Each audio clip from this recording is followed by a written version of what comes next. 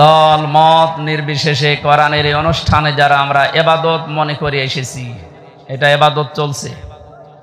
আর ইবাদত যেভাবে করা লাগে আমরা ওইভাবেই করব ইনশাআল্লাহ। নামাজ একটা ইবাদত নাকি? বলেন না কেন? নামাজে দাঁড়িয়ে এদিক ওদিকে তাকানো যায়, একটু কথা বলা যায়। হ্যাঁ, নামাজের ভেতরে যদি কেউ হাসি দেয় ওরা নামাজ থাকে? হাসি দিলেও নামাজ থাকে না। এটাও যেহেতু একটা ইবাদত, সুতরাং এদিক ওদিকে তাকানো, গল্প করা, হাসি তামাশা করা সব 1-1.5 ঘন্টার জন্য বন্ধ রাখা যাবে না। এটা যেমন তেমন ইবাদত চলছে না। আফদালুল ইবাদা, নবীজি বলেন সর্বোত্তম ইবাদত এটা তিলাওয়াতুল কোরআন। পৃথিবীতে যত নফল ইবাদত আছে সবচাইতে উত্তম আল্লাহর কাছে এইটা, যারা কোরআনের আলোচনায় থাকে। তিরমিজি শরীফের হাদিস, নবীজি মসজিদে নববীতে প্রবেশ করে দেখলেন ডান দিকে কিছু মানুষ বসে আছে, ওরা জিকির করছে। বাম দিকে কিছু মানুষ বসে আল্লাহর কোরআন নিয়ে আলোচনা করছে। নবীজি বললেন দুইটা দল ভালো কাজে আছে, তবে সবচাইতে উত্তম কাজে আছে তারা যারা আল্লাহর কোরআন নিয়ে ব্যস্ত আছে। আল্লাহ আমাকে এই মুহূর্তেই নির্দেশ দিয়েছেন আমি যেন কোরআনের শ্রোতা হয়ে এদের সাথে বসে আলোচনায় লিপ্ত হই। আপনি টের পেয়ে পাইলেন কি বললাম আমি? বিশ্ব নবী যদি এখন জীবিত থাকতেন আর মান্দার উপর দিয়ে যদি হেঁটে যেতেন, কোরআনের ইজ্জতে, হামজার ইজ্জতে না, কোরআনের ইজ্জতে নবীজি এখন এসে শ্রোতা হয়ে আমাদের সাথে আলোচনায় বসে যেতেন। এত বড় একটা দামি জায়গায় আপনি বসে গল্প করছেন, মানুষ চুপ করেন। কোরআনের এই অনুষ্ঠানে আমরা আসতে পেরে এটা নিয়ামত মনে করে আমরা শুকরিয়া আদায় করছি, আলহামদুলিল্লাহ। দরুদ আর সালাম পড়ছি আমাদের নবী মুহাম্মদুর রাসূলুল্লাহ সাল্লাল্লাহু আলাইহি ওয়াসাল্লামের প্রতি। যে সমস্ত বিষয়গুলো মানুষ পেলে নারাজ হয় কিন্তু আল্লাহ খুশি হয়, তার ভেতরে অন্যতম হচ্ছে কন্যা সন্তান, বৃষ্টি, মেহমান, অসুখ বিসুখ। এগুলো পেলে মানুষ নারাজ হয় স্বাভাবিকভাবে। তো আল্লাহ সবচাইতে বেশি খুশি এই 4টা জিনিসের প্রতি। কন্যা সন্তান দিয়ে মানুষকে আল্লাহ নবীজির সাথে জান্নাতে রাখতে চায়। বিশ্ব নবী জানিয়েছেন যার 1টা 2টা 3টা কন্যা সন্তান হবে, ও যদি সঠিকভাবে এলেম শিক্ষা দিয়ে তারবিয়াত দিয়ে সৎ পাত্র দেখে পাত্রস্থ করতে পারে, এ পর্যন্ত দায়িত্ব শেষ। তাহলে কিয়ামত পর্যন্ত ওই মা বাবা গার্জিয়ানের সাথে আল্লাহর রহমত থাকবে। আপনি টের পেলেন নবীজির কথা কত দূর গিয়েছে? শুধু দুনিয়ায় না, কিয়ামত পর্যন্ত থাকবে। সুতরাং আজ বাংলাদেশে ইসলামপন্থীদের উত্থান দেখার পর অনেকেই, বিশেষ করে জালেমরা তো বলতোই, এখন অনেক মুনাফিক এ কথা বলা আরম্ভ করছে। মেয়েদেরকে জুজুর ভয়টা দেখাচ্ছে যে ইসলাম যদি এসে পড়ে তোমাদের কিন্তু ঘরে আটকিয়ে রাখবে। এ কথা অনেকে শুনছি না আমরা। খুশির সংবাদ দিচ্ছি, বাংলাদেশ জামাত ইসলামীর শ্রদ্ধাভাজন আমির জামাত অনেক ঘোষণা দিয়েছেন, ইসলাম যদি এদেশে আসে, আল্লাহ যদি খেদমতের সুযোগ করে দেয়, আমরা গ্যারান্টি দিতে পারি আজ যারা এই জুজুর ভয় দেখিয়ে মেয়েদেরকে উল্টা পাল্টা বোঝান, এই মেয়েরা তখন সবচাইতে বেশি খুশি হবে। এবং কিয়ামত পর্যন্ত যত মহিলা এই বাংলাদেশে আসবে তারা মনে করবে আমরা মায়ের কোলের উপরে আছি। সেরকম গ্যারান্টি ইসলাম দিতে পারে না পারে না? পেরেছিল ইসলাম, এখনো ইসলামী আছে, কিয়ামত পর্যন্ত ও ইসলামী থাকবে। যেন আমরা যেন আবার ইসলামের ভেতরে ওলট পালট কিছু না ঢোকায়। কারণ বাংলাদেশ, ভারত, পাকিস্তান এই সমস্ত দেশে আসল ইসলামের চাইতে বানানো ইসলাম বেশি চলে। কথা বলেন না কেন? ওই সমস্ত ইসলাম বাদ দিয়ে আমরা যেটা আসল ইসলাম, ইন্নাদ দীনা ইনদাল্লাহিল ইসলাম, আল্লাহর কাছে যেটা মনোনীত, ওইটা আমরা কায়েম করে প্রতিষ্ঠার মাধ্যমে যে বিজয় পেয়েছি এটা সর্বোচ্চ চূড়ায় পৌঁছিয়ে দিতে চাই। আল্লাহর সাহায্য এসেছে কিন্তু এখনো পর্যন্ত কাঙ্ক্ষিত বিজয় আমরা পাইনি। কথা বুঝতেছেন? কাঙ্ক্ষিত বিজয় তখন হবে যখন আল্লাহর বিধান দিয়ে এই জমিনটা চলবে। এখনো পর্যন্ত একটা বিধানও কায়েম হয়নি, আস্তে আস্তে হবে। আশা করছি ইসলামের হাতে আসবে এ দেশ। যে জালেমগুলো বিদায় নেওয়ার কারণে যে আফসোস করেন, তার তো আফসোস করার কথা না। কোরআনে কারীম জানিয়েছে, ওয়ালা ইয়াহসাবান্নাল্লাযীনা কাফারু আন্নামা নুমলি লাহুম লিয়াখায়রুল লিআনফুসিহিম। হে নবী, কোরআনে কারীম থেকে আপনি ওই কাফেরদেরকে আপনি জানান। আর অনেক কাফেরেরা এই ধারণা করে যে আমাদেরকে আল্লাহ ক্ষমতার চেয়ারে রেখেছেন ভালোবেসে। না, আমি তাদেরকে এই চেয়ারে বসার পর এই যে জুলুম করার জন্য যে ছাড় দিয়ে দিয়েছি, ওরা ছাড় পেয়ে জুলুম করতে আছে। ইন্নামা নুমলি লাহুম লিয়াজদাদু ইসমা। ওদের এই চেয়ার দিয়েছিলাম, টাকা পয়সা দিয়েছিলাম, অর্থ সম্পদ, প্রভাব প্রতিপত্তি, বিত্ত বৈভব এগুলো দিয়েছি এই জন্যে যেন ওদের পাপের মার্জা পুরাপুরি হয়ে যায়। পাপের মার্জা দেখলাম যখন পুরাপুরি হয়ে গেল, 5 মিনিট সময় চেয়েছিল যে একটা বক্তব্য লিখে যায় জাতির জন্য, আল্লাহ সে সময়ও দেয়নি। কারণ ইসমা পাপ পরিপূর্ণ হয়ে গেছে। আপনি লিখবেন কি? ওয়ালাহুম আযাবুম মুহিন, তাদের জন্য অপমানজনক শাস্তি আমি আল্লাহ রেডি করে রেখেছি। সুতরাং ক্ষমতা পেয়ে যারা, চেয়ার পেয়ে, টাকা পয়সা পেয়ে যারা মনে করেছেন আল্লাহ আমাদেরকে ভালোবেসে দিয়েছে, ভালোবেসে দেয়নি। আপনার পাপ যেন পরিপূর্ণরূপে পূর্ণ হয়ে যায়, এই জন্য আল্লাহ এই সুযোগটা দিয়েছিলেন। আর আপনি সুযোগকে একেবারে 100 ভাগ কাজে লাগিয়েছেন। এমন কোন হেন অপরাধ নেই যা 15 বছরে হয়নি। আমার আগে যে মেহমান বলছিলেন না, কেউ রেহাই পায়নি, আসলেও তাই। যারা জালেমদের দরে ছিল তারা কি রেহাই পেয়েছে? তাদেরও তো ক্ষতি হয়ে গেল, কারণ জালেমদের দুনিয়াও শেষ, আখিরাতও শেষ। আমাদের নাই দুনিয়া আপনি ধ্বংস করার চেষ্টায় ছিলেন, কিন্তু আপনি নিজেদেরকে কি করলেন বলেন? সারা পৃথিবীর মানুষের কাছে এখন একটাই ঘৃণিত নাম, এই জালেমের। এত নিকৃষ্ট কাজ মানুষ করতে পারে আয়না ঘরের নাম নিয়ে, আমি নিজে না থাকলে বুঝতাম না। উপদেষ্টা আসিফ মাহমুদ কয়েকদিন আগে ঘোষণা দিয়েছে, আয়না ঘর বাংলাদেশে যত জায়গায় আছে একটাও যেন ভেঙে ফেলা না হয়। এটা রেখে দেন, সারা পৃথিবীর মানুষরা দুনিয়া এখানে আসবে দেখার জন্য যে বাংলাদেশে কি আছে, তারা যেন আয়না ঘর দেখে যায়। কিয়ামত পর্যন্ত পৃথিবীর মানুষেরা জানবে যে বাংলাদেশেও একজন জালেম ছিল। ওরা মনে করেছিল আল্লাহ আমাদের ভালোবেসেই দিয়েছে। সূরা আলে ইমরান 4 নম্বর পারার 12 নম্বর পৃষ্ঠার 7 নম্বর লাইনে আয়াতটি আছে। কাফেররা ধারণা করে যে আল্লাহ আমাদেরকে ভালোবেসে এগুলো সব দিয়ে রেখেছে। আমি যখন প্রথম গ্রেপ্তার হই ওই 11 সালে, ওসি সাহেব আমারে থানায় নিয়ে বলছে, হুজুর ক্ষমতার মালিক কে? আল্লাহ।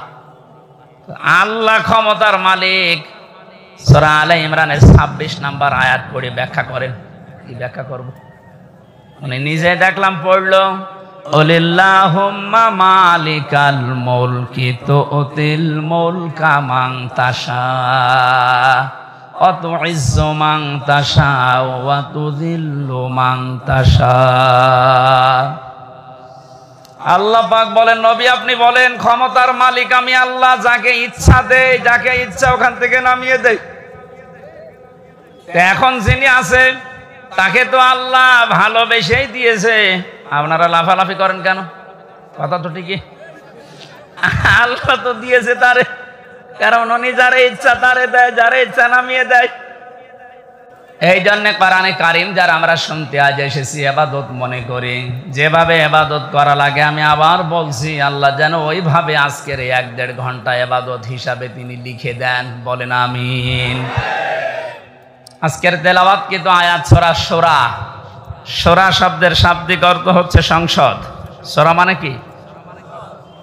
এটা তো আমি বানালাম নাকি? এই শব্দ শুনলে অনেকের আবার অ্যালার্জি হয়তো, যাদের অ্যালার্জি হয়তো তার এখন নেই। কথা বলেন না কেন? আমার তো মনে হয় কোরআনে কারিমের কথাগুলো বাংলার বিভিন্ন প্রান্তে বলতে গিয়ে যারা আলেমদের এই মাইক কেড়ে নিয়েছে ওদের নামের তালিকা করে এখন মোড়ে মোড়ে টাঙিয়ে দেওয়া দরকার। জালেমগুলো যেন কিয়ামতের আগে আর নিজের পরিচয় দিয়ে এলাকায় ঢুকতে না পারে। এখনো যদি কেউ বুঝে না বোঝার ভান করে কোন মুনাফিক আবার যদি এই কাজ শুরু করেন, আপনাকে আল্লাহ অপমান আরো বেশি করবে। কারণ আমির হামজা কথা বলছে ওর বাবার কথা সব নাকি বলেন? এই জন্য আমরা সতর্ককারী হিসাবে এসেছি। আল্লাহ আমাদেরকে নবীদের ওয়ারিস বানিয়েছেন। বিশ্ব নবী সহ যত নবী দুনিয়ায় ছিল সব নবী ছিল সতর্ককারী। আজকের আলোচনার বিষয় হচ্ছে সতর্ক। কি বললাম? আমাদের সতর্ক হওয়া লাগবে। আর এই জন্যই এলাকার মানুষ মিলে এই আয়োজন দিয়েছে যেন আমরা সতর্ক হতে পারি। সূরা মানে সংসদ, 53টা আয়াত দিয়েছেন আল্লাহ, 5টা রুকু আছে। একটা মাত্র আয়াত পড়েছি, 5টা ভাগ করেছেন আল্লাহ এই আয়াতের ভেতরে। আমরা এই 5টা বিষয়ে তাফসীর যেহেতু লিখে দিয়েছেন ওইভাবে আমরা কথা বলার চেষ্টা চালাবো ইনশাআল্লাহ। 4টা বড় বড় নিয়ামত আল্লাহর কাছে আমরা কথা বলছিলাম। উনি নিজে পছন্দ করেন কিন্তু তার এই বান্দা বান্দিরা এটা পছন্দ করে না। 1 নম্বরে কন্যা সন্তান। সুতরাং মেয়েদেরকে যে জুজুর ভয় দেখানো হচ্ছে, বিশ্বনবী ওই ভয়টা 1500 বছর আগেই কাটিয়ে গিয়েছেন। কথা বলেন না কেন? আপনারা সব করতে পারবেন, শুধু পর্দা এইটা মেনটেন করে আপনি সব করতে পারবেন, কোনো নিষেধ নেই আপনার। সুতরাং ডান বলেন বাম বলেন নাস্তিক বলেন আর যাই বলেন, যারা উল্টা পাল্টা ভয় দেখাচ্ছে এগুলো তাদের নিজেদের স্বার্থে। আল্লাহ আমাদেরকে বোঝার তৌফিক দিন, বলেন আমিন। 2 নম্বরে মেহমান। মেহমান যে ধরনের হোক, নবীজি বলেন কেউ যদি আল্লাহ এবং কিয়ামতে জবাব দিতে হবে এই বিশ্বাস করে, সে যেন অবশ্যই মেহমানের সম্মান করে। কারণ মেহমান যখন আপনার বাড়িতে আসবে সে তার নিজের খাবার নিয়ে আসবে, আপনি শুধু আপ্যায়ন করার কারণে পুরাটা সাদগা দেওয়ার সওয়াব পাবেন। 3 নম্বরে বৃষ্টি, এটা মাঝে মাঝে আমাদের উপরে হচ্ছে, এটা আল্লাহর রহমত। 4 নম্বরে রোগ ব্যাধি। 4 নম্বর কি? রোগ ব্যাধি আল্লাহ এই কারণে দেন, বান্দার চলতে ফিরতে উঠতে বসতে যে সমস্ত অপরাধগুলো হয় আল্লাহর কাছে যাওয়ার আগ পর্যন্ত যেন আপনি একেবারেই পুত পবিত্র হয়ে যেতে পারেন। এই জন্য রোগ শোক দিয়ে আল্লাহ মাঝে মাঝে আপনাকে পুত পবিত্র করে নিয়ে যেতে চান। এই জন্য রোগ শোক হলে আপনি ভেঙে পড়বেন না, আল্লাহর ওপরে রাগ বাড়াবেন না, এটা আপনার গোনা মাপের কারণ। নবীজি বলেন যদি পায়ে কাঁটাও ফোটে জ্বর হয় তাও মনে করবো আমার একটা গোনা মাফ হয়ে গেল, বলেন সুবহানাল্লাহ। ওয়ামা সাবাকুম মিন মুসিবাতিন ফাবিমা কাসাবাত আইদিয়াহুম ওয়া ইয়াফু আন কাসীর। সূরা শুরার ভেতরে আছে আল্লাহ জানিয়েছেন যে সমস্ত বিপদ আপদগুলো তোমাদের ওপর আমি মাঝে মাঝে পাঠাই, একটাও ইচ্ছা করে পাঠাতে চাই না। তোমরা যে অপরাধগুলো করো এই অপরাধের শাস্তির কারণে কিছু কিছু মাঝে পাঠায়। সব অপরাধের শাস্তি যদি দুনিয়ায় দিয়ে দিতাম শ্বাস করার সময় পেতে না। এই জন্য রোগ শোক হলে ভেঙে পড়বেন না। কিছু মানুষের অভিযোগ হয়ে যায় আল্লাহর উপরে, আল্লাহ তুমি আমার এই শুধু দেখো, পাশের বাড়ির কেউ দেখে না। আরে ভাই, আপনার রোগ দিয়েছে যে কোনো একটা অপরাধ মুক্ত করার জন্যে, যে কোনো একটা গোনা মাফ করার জন্যে, নয়তো কঠিন ময়দানে গিয়ে আপনি ধরা খান, এটা আল্লাহ চাই না। এই জন্য এই রোগটা দিয়েছে। সহ্য করে গেলে, ধৈর্য ধারণ করলে 2টা সওয়াব পাওয়া যাবে। জোরে বলুন সুবহানাল্লাহ। আমরা যে আয়াত পড়েছি এবার ব্যাখ্যায় যাচ্ছি সরাসরি। ওয়াকাযালিকা আওহাইনা ইলাইকা, এইভাবে করে আমি আপনার প্রতি ওহী নাযিল করেছি। এইভাবে, কোনভাবে? তাফসীরে ফি জিলালিল কোরআনে লিখেছেন, মুফাসসির বলেন এইভাবে মানে এর আগে আল্লাহ বহু নবীকে আল্লাহ ওহী দিয়েছিলেন ঠিক এইভাবে। আমরা জানি 104খানা কিতাব আল্লাহ দুনিয়ায় দিয়েছেন, তার ভেতরে বড় বড় 4টা, 100টা সহিফা। নবীদের ওপর আল্লাহ কম বেশি যেগুলো দিয়েছিলেন এই 104 খানা কিতাব, 3 খানা কিতাবে আল্লাহ যা দিয়েছেন সবগুলো সামারাইজ করে আমার আল্লাহ কোরআনে কারিমে ঢুকিয়ে দিয়েছেন। তাহলে ওহির এই ধারাবাহিকতা, নবীদেরকে আমার আল্লাহ পাঠিয়েছেন। নবী হওয়ার জন্য যতগুলো যোগ্যতা লাগে তার ভেতরে 1 নম্বরে নবীরা ওহি পাবে। দুনিয়ার অন্য কেউ ওহি পাবে না, শুধু নবীরা ওহি পাবে। কারা? বলেন বলেন। এখান থেকে কয়েকটা শিক্ষা আছে, আমি সামনে আসছি। আল্লাহ পাক নবীদেরকে ওহি দিয়েছিলেন পূর্ণাঙ্গ শরীয়ত নাজিল করার জন্য। সর্বপ্রথম যে নবীকে ওহি দিয়েছিলেন হযরতে নূহ আলাইহিস সালাম, একেবারে সর্বশেষ কমপ্লিট করার জন্য কোনোদিন আর কিছু লাগবে না। যাকে তিনি ওহি দিয়েছেন তার নাম মুহাম্মাদুর রাসূলুল্লাহ। আল্লাহ পাক তাকে ওহি দিয়ে সর্বশেষ জানিয়েও দিয়েছেন আলিয়াউমা আকমালতু লাকুম দীনাকুম। হে নবী, আজকের এই দিনই আমার যে জীবন ব্যবস্থা, দিন ইসলাম, এটা আমি পরিপূর্ণ করে দিলাম আপনাদের জন্য। আমার যত নিয়ামত ছিল সব আপনাদের জন্য আমি পরিপূর্ণ করে দিলাম। এবং শুধু ইসলামকে পরিপূর্ণ করেই শেষ করে দিলাম না, ওয়ারাদিতু লাকুমুল ইসলামা দীনা। ইসলাম জীবন ব্যবস্থা, এটা আমি আল্লাহ নিজে আপনাকে দিয়ে রাজি হয়ে গেলাম। জোরে বলেন সুবহানাল্লাহ। এখানে যারা আছি আমরা অধিকাংশ যেহেতু মুসলিম, সুসংবাদ গ্রহণ করেন। আল্লাহ শুধু ইসলাম দিয়ে শেষ করে দেয়নি। আল্লাহ বলেন আমি ইসলামের উপরে শুধুমাত্র, কেবলমাত্র, একমাত্র রাজি আছি। তাহলে এই আয়াত দ্বারা বোঝা যায় দুনিয়ায় প্রায় 4500 ধর্ম, এখন কোন ধর্মের মানুষের উপরে আল্লাহ রাজি নেই। কথা বলেন না কেন? কোন ধর্মের মানুষের উপরে আল্লাহ রাজি নেই। এমনকি তাদের ধর্মীয় অনুষ্ঠানের দ্বারা যদি আল্লাহকে খুশি করতে কেউ চায়, ওমাইয়াবতাগি গায়রাল ইসলামি দীনান ফালাই ইউকবালা মিন। সূরা আলে ইমরানের 85 নম্বর আয়াতের প্রথম অংশে আছে, ইসলাম বাদ দিয়ে দুনিয়ার যে কোনো নিয়ম দিয়ে যদি কেউ আল্লাহকে রাজি করতে চায়, ওর জীবনের কোনো ইবাদত বন্দেগী আল্লাহর কাছে কবুল হচ্ছে না, হবে না। ইকবাল এটা মোজারে, বর্তমান, ভবিষ্যৎ, প্রেজেন্ট, ফিউচার। আরবি গ্রামার অনুযায়ী মোজারের আগে লাং শব্দ আসলে অর্থ হয় কোশ্চিন কালেও হবে না। গ্যারান্টি দিচ্ছে কে? আরো জোরে বলেন।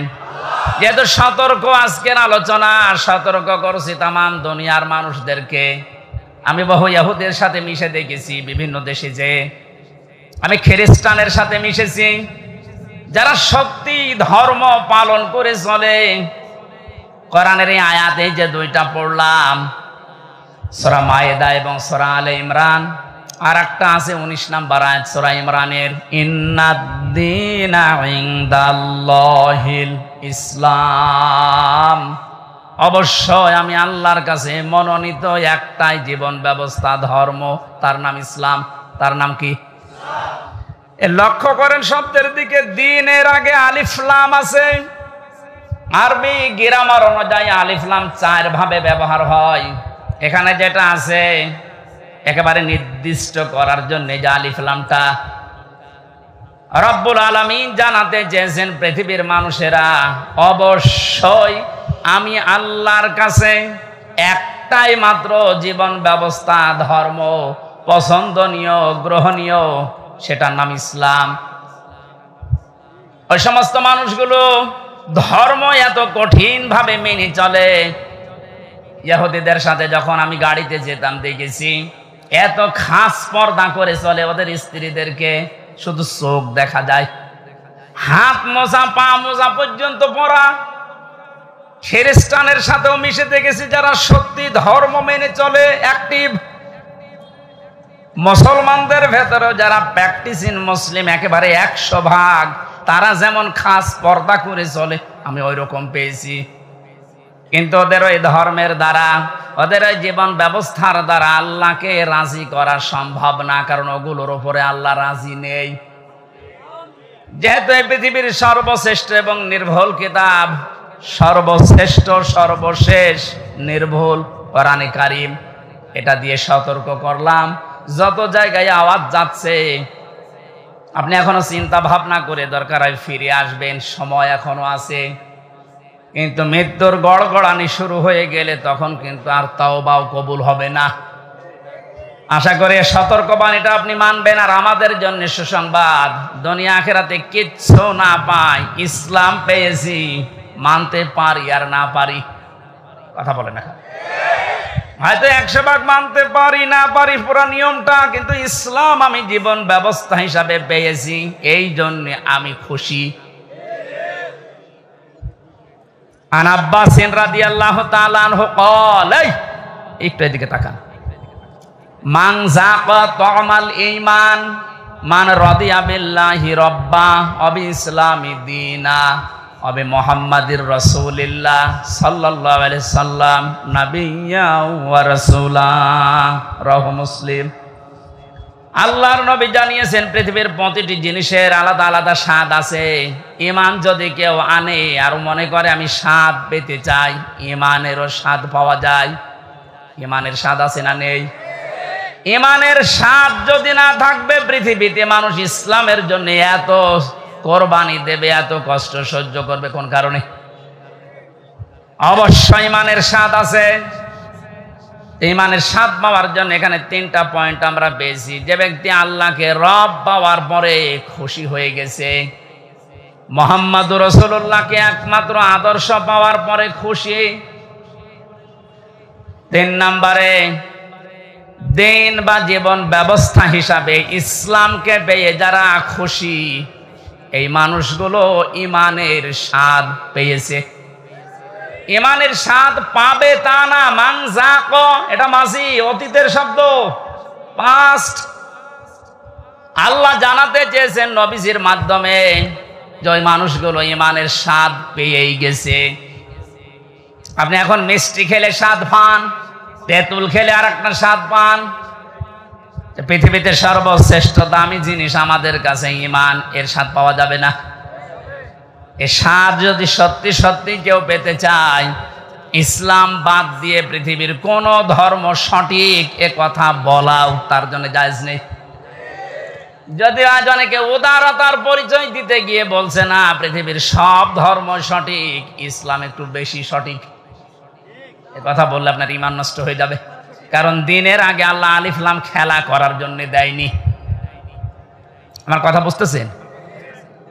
আমি সেই দিন মান্দা কোন জায়গায় এসে বলেছিলাম যে ওযু করলে মানুষের ওযু ভেঙে যায় 7টা কারণে, নামাজে দাঁড়ালে নামাজও ভেঙে যায় 19টা কারণে, হজ করতে গিয়েছে যারা হজও ভেঙে যায়, রোজা রেখেছে যারা রোজাও ভেঙে যায় 2টা কারণে।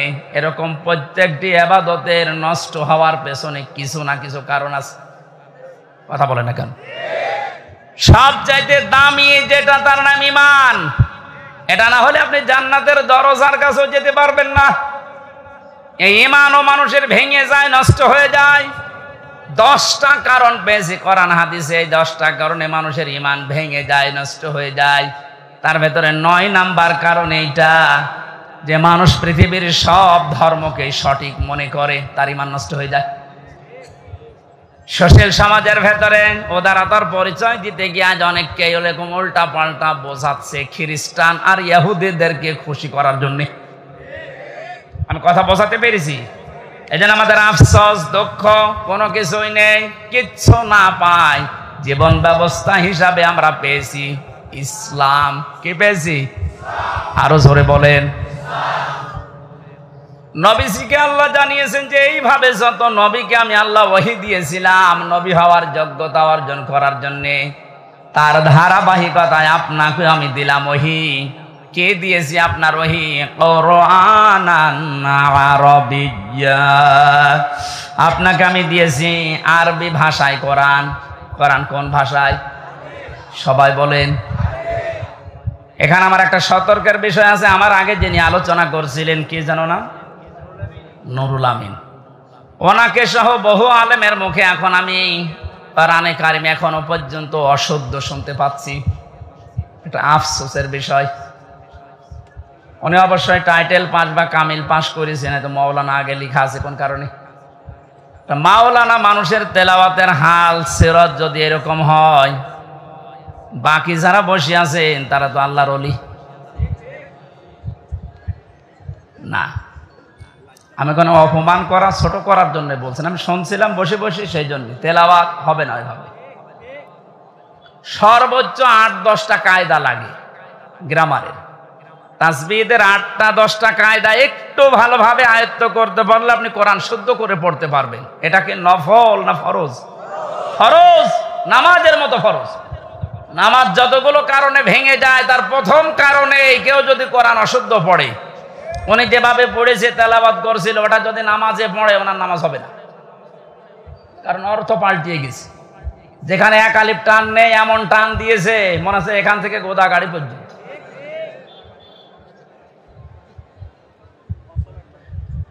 এই জন্য আশা করছি কোরআনে কারিম এলাকায় যারা পড়ায়, মাদ্রাসা এবং এতিমখানা মসজিদ যেখানে আছে, এই সমস্ত জায়গাগুলো আরো ওপেন করেন। এখন যেহেতু জালেমের আর কোনো আনাগোনা নেই, হ্যাঁ এরপরেও কিছু জালেম মুনাফিকের সুরত নিয়ে এখনো পর্যন্ত বিভিন্ন দৃষ্টিকে বাধা দিচ্ছে। সাফ কথা শোনেন, যারা কোরআনে কারিম পড়া, বোঝা, কোরআনে কারিমকে প্রচার করা, প্রতিষ্ঠা করায় বাধা দেয়, এরা টাটকা নির্ভেজাল কাফের, কোনো সন্দেহ নেই। এরা যদি মারা যায়, কোরআন বাধা দিয়েছে, কোরআন প্রচারে, প্রসারে, প্রতিষ্ঠায়, শিক্ষায়, এ মানুষগুলো মারা গেলে ওর জানাজার দরকার নেই, কবর দেওয়ার দরকার নেই। আজকে যদিও আমার একজন দায়িত্বশীল বলছিল এত কড়া করে বলা ঠিক না, মানুষের অন্তরে একটু দুঃখ লাগে। তা আল্লাহ যদি এ ফোর্সে বলে, আমি এ ফোর্স থামাবো কি করে? আল্লাহ মনে হয় বলেনি, আমি মনে হয় বানালাম। সূরা বাকারার ভেতরে আছে, অমান আযলামু মিম্মান মানা মাসাজিদাল্লাহ।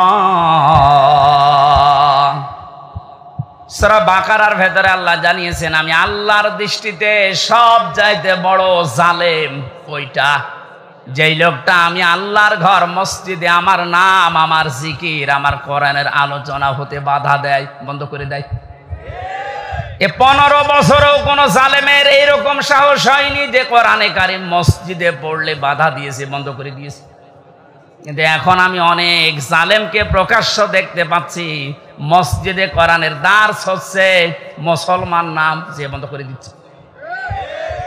আরে ভাই, কাজ তো কাফেরের কাজ, আপনি যে নামেই করেন না কেন, বুঝে করেন আর না বুঝে করেন, এখনই থামেন, না এটা আপনি চির বঞ্চিত হয়ে যাবেন হেদায়েত থেকে। আপনার দুনিয়াও হারাবেন জালেমদের মতো, আখিরাত তো হারিয়েই ফেলেছেন।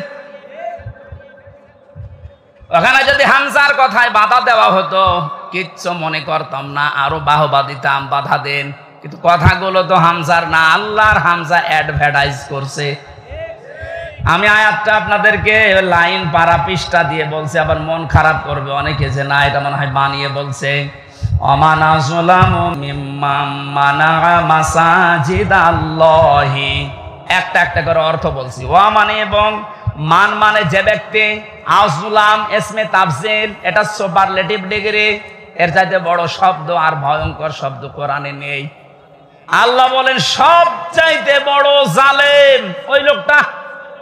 ইংরেজিতে যেমন গুড, বেস্ট, বেটার বলে, এই যে এটা সেটা, এর চাইতে আর বড় কিছু হয় না আরবি ভাষায়। আল্লাহ এত বড় শব্দ ইউজ করার পরে বলেন আমার দৃষ্টিতে বড় জালেম কে আপনি দেখতে চান? ওই লোকটা মিম্মান মানা, যেই লোকটা বাধা দেয়, নিষেধ করে, প্রতিবন্ধকতা সৃষ্টি করে, মাসাজিদাল্লাহি, আল্লাহর মসজিদে। মসজিদ কার? বলেন বলেন। আল্লাহর মসজিদে বাধা দেয়, প্রতিবন্ধকতা সৃষ্টি করে। কি করতে?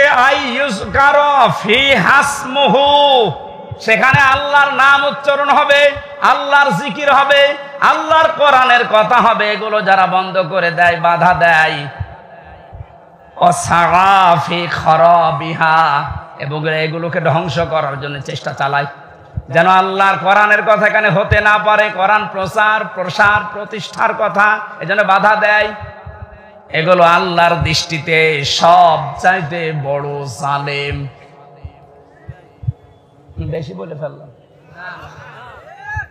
এটাকে বাংলাদেশে এখন পাওয়া যাচ্ছে না। আপনি সতর্ক হন। কত বড় শব্দ দিয়েছেন দেখেছেন আল্লাহ আপনার নামে। 15 বছরেও জালেমরা এই সাহস পায়নি অন্তত মসজিদে আল্লাহর কোরআন বন্ধ করে দেওয়া। কিছু জায়গায় পেয়েছিলাম। এখন এইগুলো যারা করছেন আপনি আশা করছি সতর্ক হবেন ভাই, এটা আপনার কপাল কিন্তু আগুন লেগে যাবে।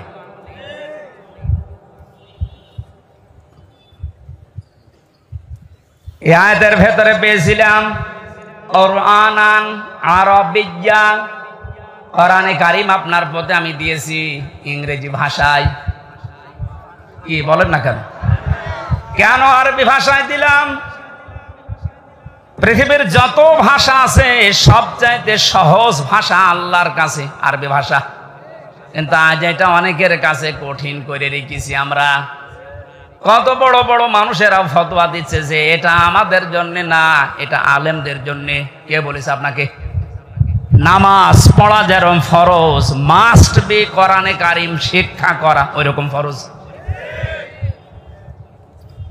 দল মত নির্বিশেষে, বুঝে হোক না বুঝে হোক, অন্তত আপনি নবীর দল বাদ দিয়ে অন্য দলে আছেন থাকেন, কিন্তু কোরআন পড়া শুরু করেন। জেলখানায় বহু মানুষকে আমি উল্টা পাল্টা দেখেছি, কোরআনে কারীম 1 বছর 1.5 বছর পড়ার পরে ওই মানুষগুলোরা এত পরিবর্তন হয়েছে। এই যে আমাদের কুষ্টিয়ার কৃতি সন্তান আবরারকে যারা হত্যা করেছিল, এর 13 জনের ফাঁসি হয়েছিল। এর ভেতরে 4 জনকে মাওলানা জসিমউদ্দিন রহমানী সাহেব নিচে বসে বসে হাফেজে কোরআন বানিয়ে দিয়েছে। এই যে পড়া কোরআন শরীফ যাদের মুখস্থ হয়ে গেছে, শুধু মুখস্থ না, এরা অনেক অর্থ পর্যন্ত এখন বুঝতেছে, কারণ আরবি গ্রামার ওর ভেতরে পড়ায় আলেমদের কাছে। ওরা যে পর্যায়ে এখন আছে, এখন অনুশোচনা করে, অনুতপ্ত হয় যে আমরা জালেমদের কথা মতো ভুল করে ফেলেছি। সত্যি যদি ওরা কোনোদিন আসতে পারে বাইরে, আপনি ওদেরকে কোড়াল মেরেও কোরআনের কাছ থেকেও সরাতে পারবেন না।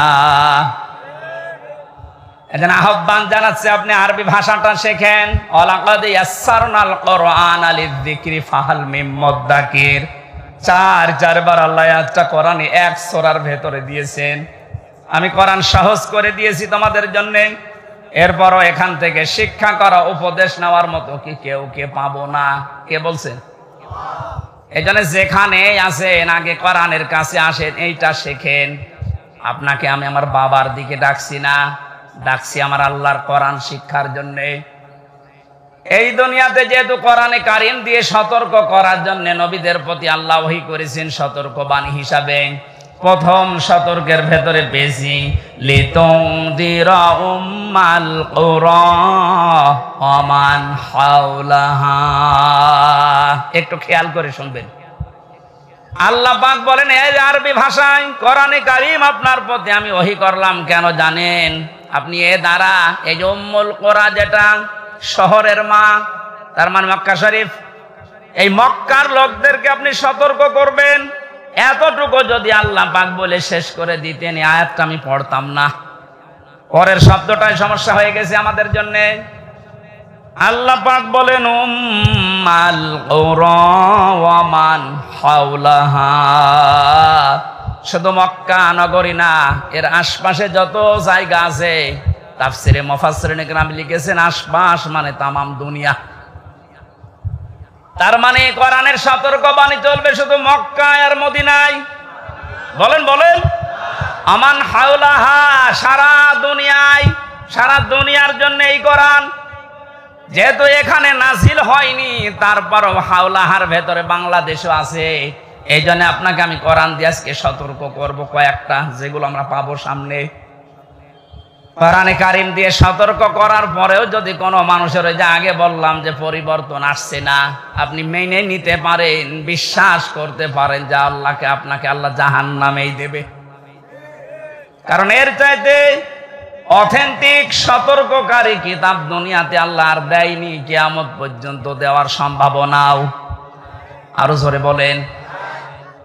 কোরআনে কারিমে আল্লাহ জানিয়েছেন ইত্তাবিউ মা উনজিলা ইলাইকুম মির রাব্বিকুম ওয়া লা তাত্তাবিউ মিন দুনিহি আউলিয়া ক্বালিলাম মা তাযাক্কারুন।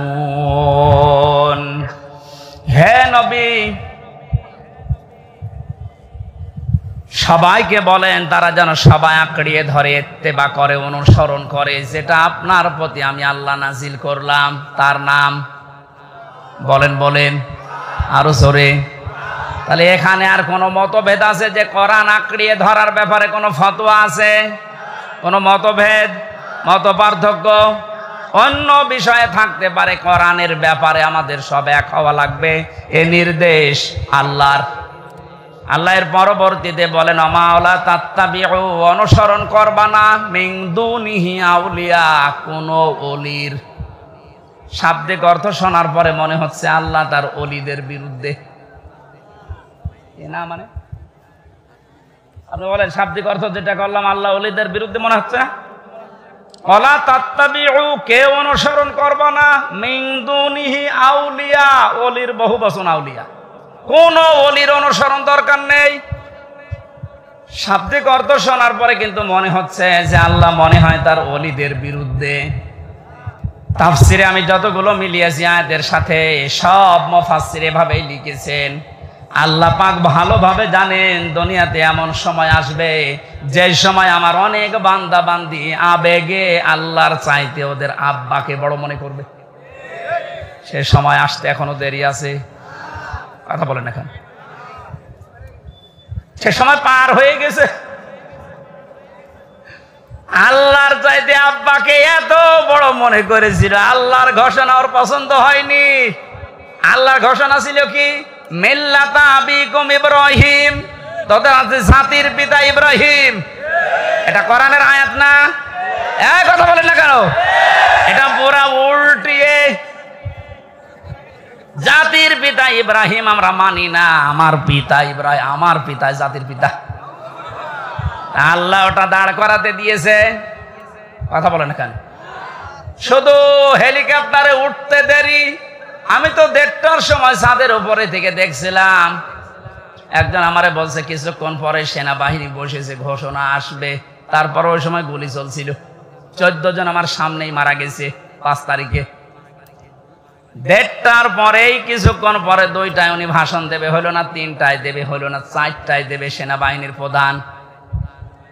এ পর্যন্ত আসতে আসতে আর মাত্র 1 ঘন্টা। 4টার পরে ভাষণ শুনে 5টার আগে শুনছি কুষ্টিয়ায় বাবা আর নেই। যে কয়টা বাবা যেখানেই ছিল সে ছবি আকারে হোক আর পাথর দিয়ে হোক একেবারে গুড়িয়ে দিয়েছে। কোন বাবার অনুসরণ যেন না করা হয়, এই জন্য আল্লাহ কোরআনে কারিমে সতর্কবাণী দিচ্ছেন। এ সতর্ক যারা মানে নাই, কত কিছু নষ্ট করলেন বলেন। আপনার বিবেকের কাছে কি হয়েছে? এত কোটি কোটি টাকা খরচ করে আপনি এটা করলেন, স্থায়ী তো হইল না। ঘন্টা ব্যাপী সময় লাগে না, যে যেটা দিয়ে পেরেছে ভেঙেছে। অনেকে ভাঙতে না পারলে প্রসাব করেছে। আমি কাবা শরীফে যখন তাওয়াফ করছিলাম, ওপরে ওঠার পরে আমার পেটে হঠাৎ ব্যথা। এক পুলিশকে জিজ্ঞাসা করলাম, ভাই এতক্ষণ তো ভালোই ছিলাম, 7 চক্কর দিলাম, কিছু হইল না, এ কোন জায়গায় আসলাম, পেটে ব্যথা করছে। পুলিশ আমারে বলছে ইয়া হাজি উল হজ্জা তাই না বিলাদুকা। ও হাজিবার দেশ কোথায়? যে তুমি বাংলাদেশ। বাংলাদেশ থেকে এসেছি। ওনার ভাষা দিয়ে আমারে বলছে আপনি জানেন না এটা কোন জায়গা? না তো, আবু জেহেলের বাড়ি। আপনি এখনো পায়খানা না করে দাঁড়িয়ে আছেন, তাড়াতাড়ি করেন। সত্যি কথা বলছি, পায়খানা করে দেখে আমার পেটের ব্যথা ভালো হয়ে গেছে। আল্লাহ আমাকে যেন জানাতে চাচ্ছিল, হামজা ওই সময় 3.5 লাখ টাকা লাগতো 16 সালে। এত টাকা খরচ করে আসলে আরো শয়তানের মুখে পায়খানা না করে চলে যাবা। তাড়াতাড়ি করো। পেটের ব্যথা দিয়েছিল কে? কথা বলেন না কেন? এত দামি জায়গা কাবার পাশে। আমার মনে হয় কাবা শরীফ থেকে আবু জেহেলের বাড়ি কাছে, এরপরে নবীর বাড়ি, তাই না? কাবার পাশে যে জায়গা তার দাম বেশি না কম? বেশি মানে আপনি এখন 1 কাঠা কিনে দেখেন তো, এত দামি জায়গা। আল্লাহর কোরআনের বিরুদ্ধে যাওয়ার কারণে, কোরআনের বিরুদ্ধে অবস্থান নেওয়ার কারণে ওর বাড়ি যদি পায়খানা হতে পারে, এদেশে যারা জালেম, কোরআনের বিরুদ্ধে যারা অবস্থান নিয়ে আল্লাহর বর্ণিত ইব্রাহিম বাদ দিয়ে অন্য কাউকে যারা বসাতে চেয়েছিল, আমার তো মনে হয় ওই বাড়ি ঘরগুলো এখন বিশ্ব আন্তর্জাতিক টয়লেট বানানো দরকার। মানুষ যেন ওখানে যে পেটে ব্যথা উঠলে কাম সারতে পারে, কারণ এই জায়গাগুলো অভিশপ্ত। জালেমরা যেখানে থাকে এই জায়গাটা হয়ে যায় অভিশপ্ত। আমরা মিনা থেকে মুজদালিফায় যাওয়ার আগে দেখেছি বারবার যারা পেছনে থাকে বলে এখান থেকে দৌড়ান কেন, কারণ এটা জায়গাটা গজবের জায়গা। গজবের কিছু জায়গা আছে যেখানে জালেমেরা বসবাস করে, জায়গাটাই আল্লাহ গজবের জায়গা বানিয়ে দেয়।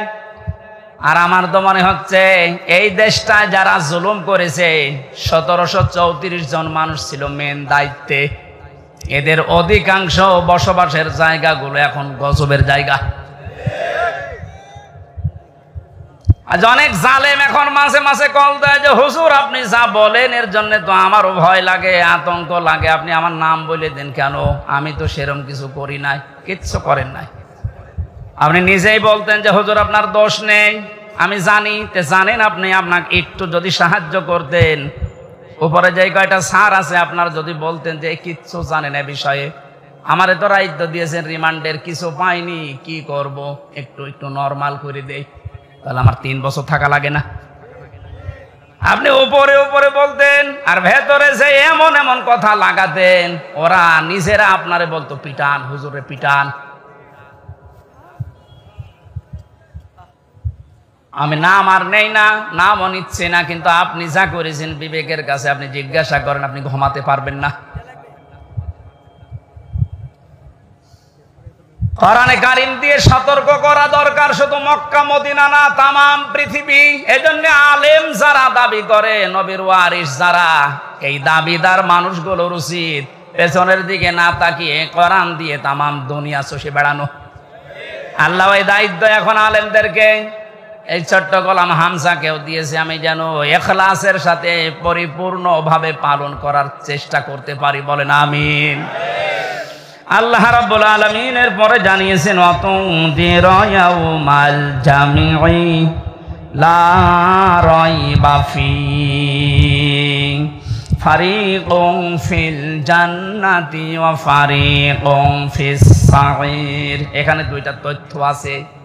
এতদিন একটা ভ্রান্ত ধারণায় ছিলেন, আশা করছি ওটা মিটবে, বিশেষ করে আলেমরা। আপনারা আছেন তো? অতুনদিরা ভয় দেখাও, ইয়াউমাল জামিঈ লা রাইবা ফীহি, ওই দিন সম্পর্কে ভয় দেখাও মানুষদেরকে যেই দিনের কোনো সন্দেহ নেই। আর আমরা সবাই এখন থেকে জানছি ওই দিনের নাম কিয়ামতের দিন। কোন দিন? এমন একটা ভয়াবহ আল্লাহ পাক তৈরি করেছেন কিয়ামতের এই দিনটাকে। রব্বুল আলামিন বলেন ওয়ালা ইয়াসআলু হামিমুন হামিমা।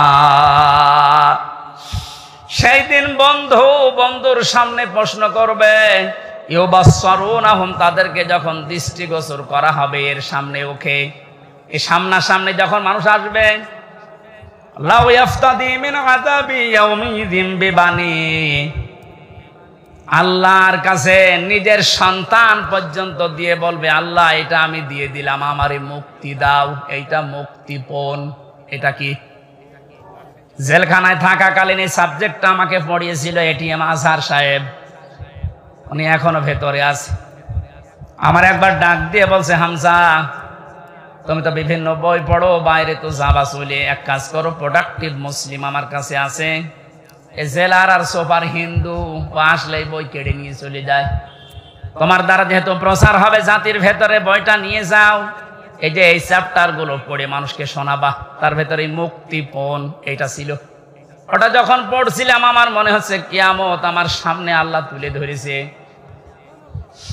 আমি দেখে দেখে বলছি কোরআনে কারীম ইয়াওয়াদ্দুল মুজরিমু লাউ ইয়াফতাদি মিন আযাবি ইয়াউমিযিন বিবানি।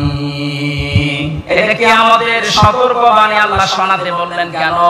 কারণ এই ময়দানে মুক্তিপণ হিসাবে মানুষ তার সন্তানকে দিতে চাইবে। আয়াতটা পড়ার পরে আমার ওই ছোট মেয়েটার কথা মনে হচ্ছিল। ওরা আমি 7-8 মাস রেখে এসেছিলাম, এখন বয়স প্রায় 4 বছর। মাঝে মাঝে ওর কথা মনে হতো। আমি যেহেতু যোগাযোগ বিচ্ছিন্ন ছিলাম, ভেতরে কোনো যোগাযোগ ছিল না।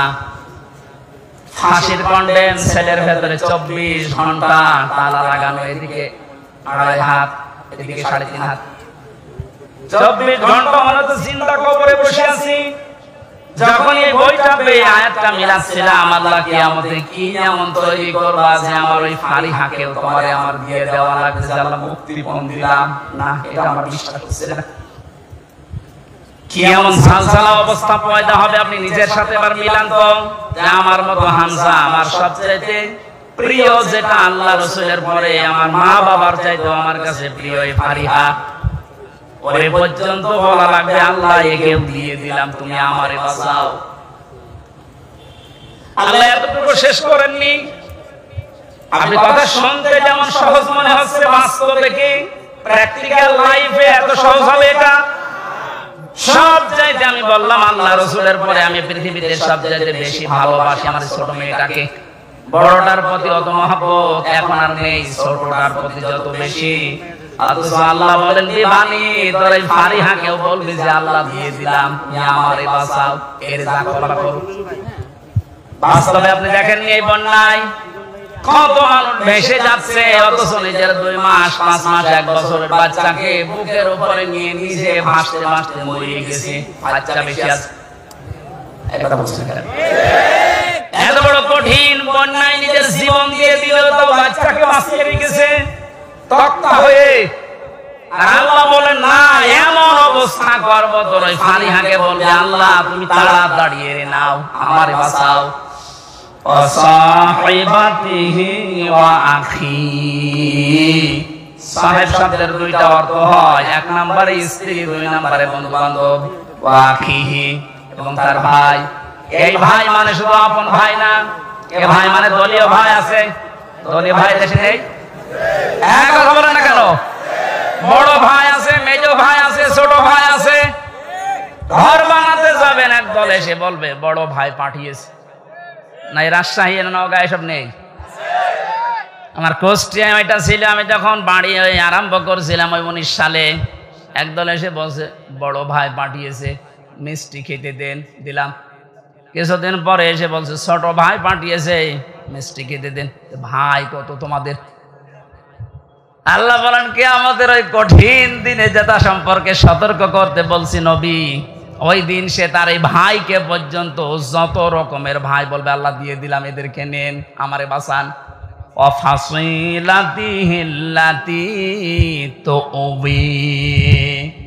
তার নিজের জ্ঞাতি গোষ্ঠী, দলীয় লোক সব দিতে চাইবে।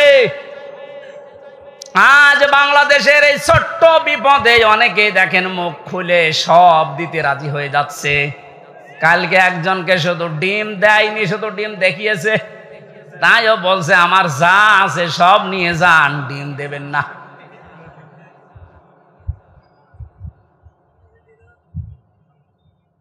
বাংলার মুসলমানেরা এত কিছু শুরুই করেনি,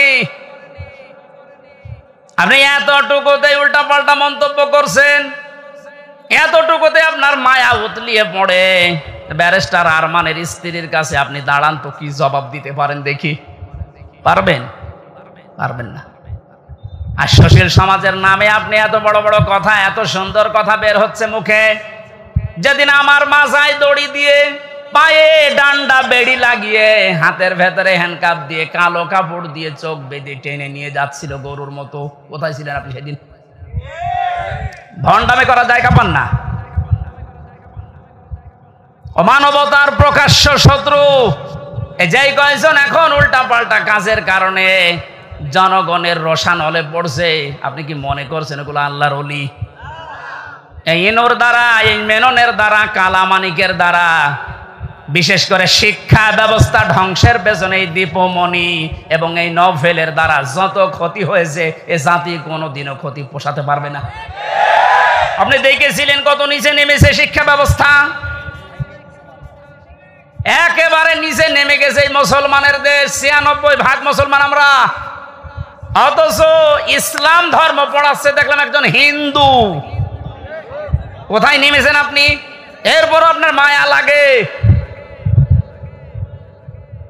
টুকরা টুকরা করলেও গায়ের ঝাল মেটে না। কারণ আমারে শুধু ধ্বংস করেন, আমার পুরা প্রজন্ম ধ্বংস করে দিয়েছে। আল্লাহ দয়া করে হাত দিয়ে বাঁচিয়েছে, নয়তো আমরা ধ্বংস তো হয়ে গিয়েছিলাম। ৯৬% মুসলমানের শেষে যদি একটা হিন্দু ইসলাম ধর্ম বই পড়ায়, তে কোথায় আছে আপনি শিক্ষা ব্যবস্থা বলেন?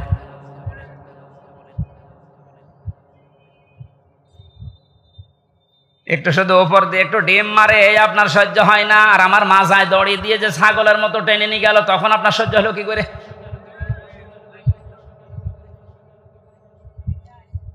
রব্বুল আলামিন বলেন এই যে যত জ্ঞাতি গোষ্ঠী ছিল, দলের লোক ছিল, এ সব কিছুকে বলবে আল্লাহ দিয়ে দিলাম, নেন, আমারে আপনি মুক্তি দেন। আল্লাহ বলেন এতটুকুই শেষ করেনি, অমাং ফিল আরদি জামিআ, ওর দুনিয়ায় যত সম্পদ ছিল সব দিতে চাইবে। এরপরও বলবে আল্লাহ তুমি আমাকে বাঁচাও বাঁচাও বাঁচাও, এই আওয়াজটা হবে। তাফসিরে ৩ বারে আওয়াজ দেওয়ার পরে আল্লাহ বলেন কাল্লা, কখনো না, ইন্নাহা লাযা। ও নওগাঁবাসী, শুধু ওয়াজ শোনার জন্য শুনছেন, আমি বলার জন্য বলছি তা না, এটা মিলান। এতগুলো কথা বলতে বলতে আল্লাহ কেমন কঠিন ধমক দিলেন দেখেন। ও তার নিজের সন্তান, স্ত্রী, বন্ধু বান্ধব, ভাই, দলের লোক, গোষ্ঠীর লোক, দুনিয়ার সব সম্পদ দিতে রাজি আছে, যে শুধু মুক্তিপণ হিসাবে দিলাম, আমাকে মুক্তি দেন। আল্লাহ ধমক দিয়ে বলবেন কাল্লা, কখনোই না, ইন্নাহা লাযা, তোকে আমি লাজায় দেব। এখানে একটা শিক্ষা পাবেন, শুনতেছেন? শিক্ষাটা কি? ইন্নাহা লাযা, তোকে আমি লাজায় দেব। লাজা কি? জাহান্নামের একটা দরজার নাম। যে 7টা দরজা আল্লাহ বানিয়েছেন জাহান্নামের, হুতামা, হাবিয়া, জাহিম, জাহান্নাম, সাকার, এই যে লাজা, এটা একটা ভয়ঙ্কর দরজা। আল্লাহ বলেন নাজ্জাআতাল লিশ-শাওয়া, এ দরজা দিয়ে প্রবেশ করার সঙ্গে সঙ্গে মানুষের চামড়া খসে পড়ে যাবে।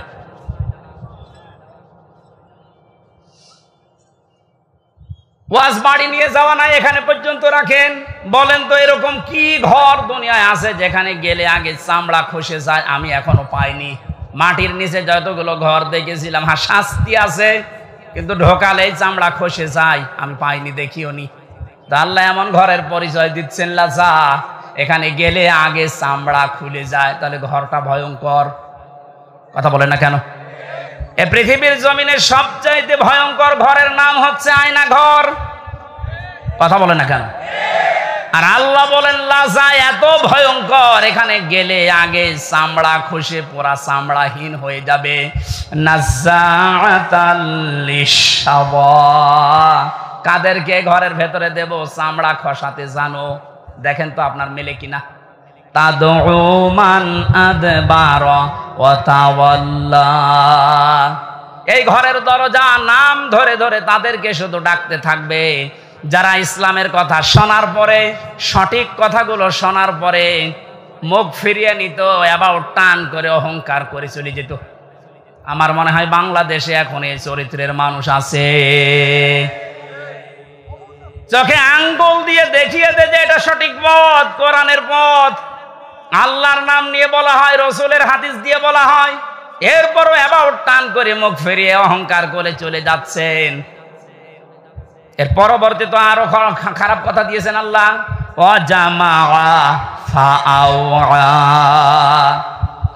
এই লাজা নামক জাহান্নাম তাদেরকে ডাকবে যে মানুষগুলো সম্পদ আদি শুধু জমা করেছিল, পঞ্জীবিত করেছিল আর মনে করেছিল এটা আমার কাছে থাকবে। এই জালেমরা যেটা মনে করেছিল। আমার তো মনে হয় কোরআনের সূরা মারিজের এই আয়াতগুলো পড়লে জালেমদের সাথে খাপের খাপ, মুমতাজের বাপ মিলে যাচ্ছে না? আমরা কিয়ামতের এই দিনের কথা সতর্ক করছিলাম আল্লাহর কোরআন দিয়ে। এখন এই সতর্ক করতে গিয়ে যে মানুষগুলোর কলিজায় লেগেছে শত্রুতা করবে আমি জানি। কোরআনের কথা বলার কারণেই তো গতকাল একজনের উপরে হামলা হয়েছে রাজশাহীতে, সাপাহারে। কোন অপরাধে আপনি তার জীবনটা এভাবে নষ্ট করে দিলেন? সতর্ক করছি এই কারণে, ওয়ামা সাবাকুম মিন মুসিবাতিন ফাবিইযনিল্লাহ।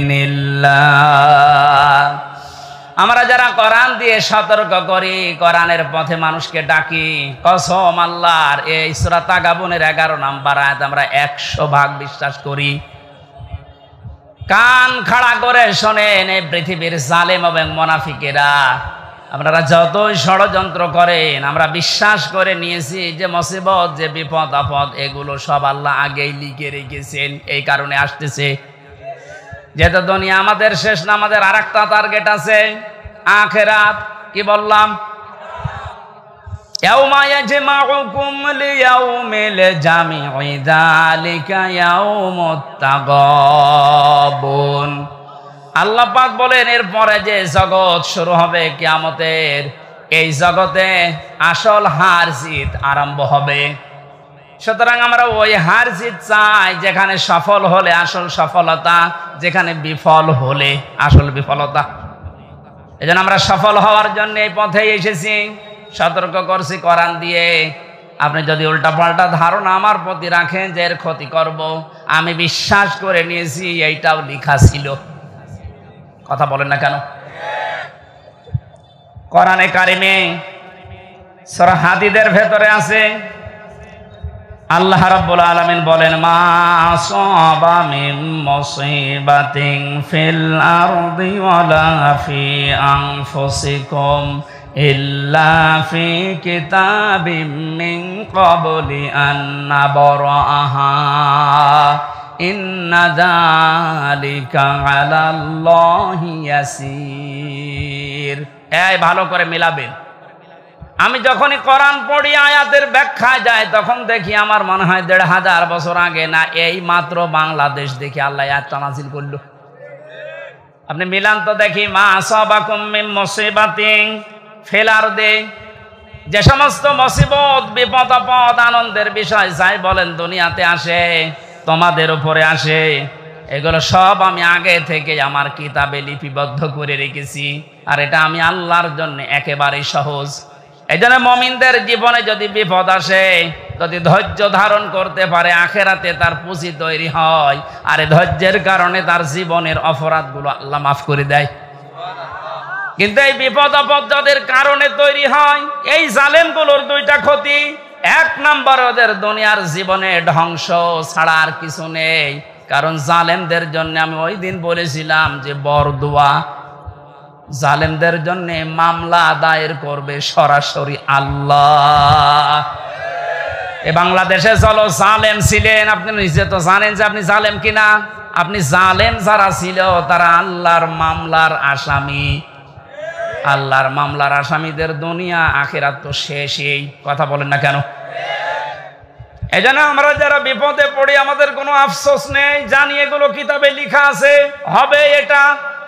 দুইটা উপকার আমাদের জন্য।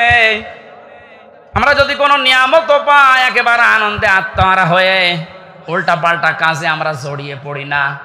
আজ দুনিয়াদার যারা দেখতে পেলাম, এই 5 তারিখ থেকে এই 31 তারিখ পর্যন্ত আখেরাতের টার্গেট যাদের নেই, কিতাবে যাদের বিশ্বাস নেই, এই মানুষগুলো 5 তারিখ থেকে 31 তারিখ পর্যন্ত বিজয় একটা পাওয়ার পর পরে তারা লুটপাট আরম্ভ করে দিয়েছে। তাদের পূর্বের চরিত্র আবার মনে হচ্ছে ফিরে এসেছে। কিন্তু কোরআনে কারিম জানাচ্ছে, লিকাইলা তাসাউ আলা মা ফাতাকুম ওয়ালা তাফরাহু বিমা আতাকুম আল্লাহু লা ইউহিব্বু কুল্লা মুখতালিন ফাখুর। আমি তোমাদের উপরে বিপদ দেই এই কারণে, আনন্দ দেই এই কারণে যে বেশি নিয়ামত পাওয়ার পরে আবার এরকম মনে করবা না যে যা আর দুনিয়ায় চিন্তা নেই, যা পাবো তাই খাবো না। আবার বিপদে পড়লে হাই হতাশ করবা না। বেশি আনন্দিত হওয়া যাবে না, আবার দুঃখে মন ভারাক্রান্ত করে থাকা যাবে না। মুমিন যারা তাদেরকে কোনোদিন হতাশা পেড়ে বসে না। মুমিন যারা, যাদের ভেতরে আল্লাহর পরকালের বিশ্বাস আছে, ওরা সব সময় এক। এর বাস্তবতা আপনি এখন লক্ষ্য করছেন আমিরে জামাতের কথায়, তার অ্যাক্টিভিটিস আপনি দেখতে পাচ্ছেন না। লোকটা বিপদেও যেরকম ছিল, এই আনন্দেও সেরকমই আছে। 5 থেকে 31 তারিখ পর্যন্ত এই 25 দিনের ভেতরে তার মুখে একবারও শুনেছেন যে এত অত্যাচারিত হয়েছে, এবং ঠিক ওই রকম করে আপনারা শুরু করেন বলিস একবারও? আপনি তো তার মতো অত বিপদে পড়েননি।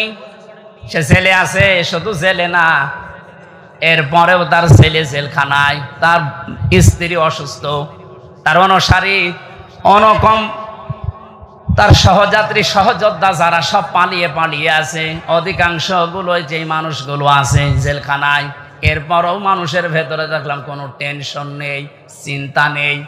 কোন নিয়ামত পাবার পরে যেন আমরা একেবারে আনন্দে আত্মহারা হয়ে কোন মানুষের উপরে জুলুম, অত্যাচার, নির্যাতন না করি, সে কথা আল্লাহ এই আয়াতের ভেতরে জানিয়েছেন। কারণ আল্লাহ পাক অহংকারী এবং ফখর করে যারা চলে, এই মানুষগুলোকে কোনোদিন ভালোবাসেন নাই, বাসবেনও না। বলেন নাউজুবিল্লাহ। আমি সেদিন মান্দায় বলেছিলাম, ওই ময়দানে ভালো করে শুনবেন, পৃথিবীর ময়দানে সবচাইতে আমার কাছে ভয়ঙ্কর আয়াত এই 6666টি আয়াতের ভেতর এইটা মনে হয়। সূরা শূরার এই 42 নম্বর আয়াতটা আল্লাহ পাক বলেন, ইন্নামাস সাবিলু আলাল্লাযিনা ইয়াজলিমুনান নাস। অবশ্যই আমি আল্লাহ মামলা দায়ের করব, আমি নিজে অভিযোগ গঠন করব তাদের বিরুদ্ধে, দুনিয়ায় মানুষ হয়ে যারা মানুষের উপরে জুলুম করেছো। আয়াতটা পড়ার পরে আমি নিজের সাথে, বাস্তবতার সাথে মিলিয়ে দেখি, এই বাংলায় হাজার হাজার লক্ষ মানুষ আল্লাহর মামলার আসামি। হয় আমরা নিজেদের নফসের উপরে জুলুম করছি, পরিবারের উপরে জুলুম করছি, প্রতিবেশীর উপরে জুলুম করছি, রাষ্ট্রের উপরে জুলুম করছি, জনগণের উপরে জুলুম করছি। যে কোনো দিক থেকে আমি জালেমের কাতারে পড়ে যাচ্ছি। আর জালেম যে, তার বিরুদ্ধে মামলা দেবে ওসি সাহেব কে? আপনি বলেন তো, কত বড় শক্ত কথা এটা। আল্লাহর মামলার আসামি আপনি। পুলিশের কাছে বাধা দেন, পুলিশ বাদী কেস হবে। রাষ্ট্রের কাজে বাধা দেন, রাষ্ট্র বিরোধী মামলা হবে। আর যারা জালেম তারা আল্লাহ বিরোধী মামলার আসামি। একটা যেহেতু বিশ্বাস করি 100 ভাগের জন্য ভয়ে থাকি, না জানি আমি আবার নিজে আল্লাহর মামলার আসামি হয়ে যাচ্ছি না তো। কারণ নফসের উপরে তো জুলুম হয়ে যায় মাঝে মাঝে। এটা না হলে পরিবারের উপরে হয়, এটা না হলে রাষ্ট্রের উপরে হয়, জনগণের উপরে হয়। যে কোনো সাইডে আমি যেন কোনো জুলুমের সাথে সংমিশ্রণ করে না ফেলি, এটা আল্লাহর কাছে সবচাইতে বড় ঘৃণার বিষয়। দুনিয়ায় যত কিছু আল্লাহ ঘৃণা করেন তার ভেতরে 1 নম্বরে জুলুমটা। এত কঠিন ভয়ঙ্কর কথায় আয়াতের ব্যাখ্যায় হাদিস এসেছে, আয-যুলমু যুলুমাতুন ইয়াউমাল কিয়ামাহ। কিয়ামতে জুলুম এত অন্ধকার হয়ে মানুষকে ঘিরে রাখবে, নিজের চামড়া পর্যন্ত দেখতে পাবে না। আমার তো মনে হয় আমাদের অনেকের জীবনে এরকম অবস্থা আসতেছে। এখনই আমরা সতর্ক হব, জীবন চলে যাক, আমার দ্বারা কেউ যেন জুলুমের শিকার না হয়। আজ নিয়ামত পেয়ে অনেকে এখন 5 তারিখ থেকে 31 তারিখ পর্যন্ত জরিপ বের হচ্ছে, কত মানুষ লুটপাট আরম্ভ করেছে একেবারে নিজের বাবার সম্পত্তি মনে করে। জালেম যারা তারা অবৈধ ইনকাম করেছে তার হিসাব তার দেওয়া লাগবে আল্লাহর কাছে। আপনি নিজে জুলুম করে তার সম্পদগুলো উল্টাপাল্টা তছনছ করে নিজেও আল্লাহর মামলার আসামি হয়ে যাচ্ছেন। আপনি থামেন। আপনাকে আমি থামার জন্য বলছি। নিজের জীবন আখেরাত, দুনিয়া আখেরাত ধ্বংস করে দেবেন না। রব্বুল আলামিন বলেন 2 নাম্বার, আমি তাদের বিরুদ্ধে মামলা দায়ের করব, কেস করব, অভিযোগ গঠন করব। ওয়ায়াবগুনা ফিল আরদি বিগাইরিল হক। এই পৃথিবী শান্ত হয়ে যাওয়ার পরে যারা অশান্তি করার জন্য মাঝে মাঝে এই দুনিয়া বিশৃঙ্খল পরিবেশ তৈরি করার জন্য চেষ্টা চালায়। কথা বুঝতেছেন? দুনিয়া শান্ত হয়ে যাওয়ার পরে যেন অশান্ত করার জন্য চেষ্টা চালাবেন না। আলাহুম আযাবুন আলীম, তাদের জন্য যন্ত্রণাদায়ক শাস্তি আমি এই দুনিয়ায় আর মরণের পরে রেডি করে রাখলাম। তার মানে শাস্তি রেডি আছে। এই 2টা অপরাধে আমরা যেন না জড়িয়ে পড়ি। আল্লাহ বলেন আমিন। কোরআনে কারিমের আয়াত দিয়ে যে সতর্কবাণী আল্লাহ উচ্চারণ করেছিলেন যে কিয়ামতের এই দৃশ্যের কথা আপনি মানুষদেরকে শোনাবেন, যাদের ভেতরে জবাব দিতে হবে এই টেন্ডেন্সি আছে, হে নবী আপনি দেখবেন এই মানুষগুলো এমনিতেই পরিবর্তন হয়ে যাচ্ছে। আর যাদের ভেতরে বিশ্বাস নেই যে না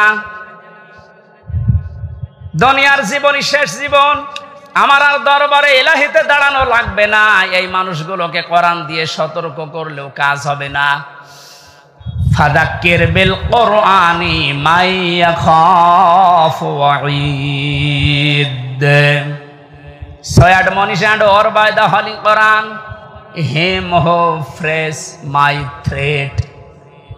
আল্লাহ বলেন নবী আপনি কোরআন দিয়ে তো এই মানুষগুলোকে সতর্ক করতে পারেন, তারা আপনার বাণী শোনার পরে সতর্ক হবে, ভীত সন্তুষ্ট হয়ে যাবে, যারা আল্লাহর ধমকের ভয় করে।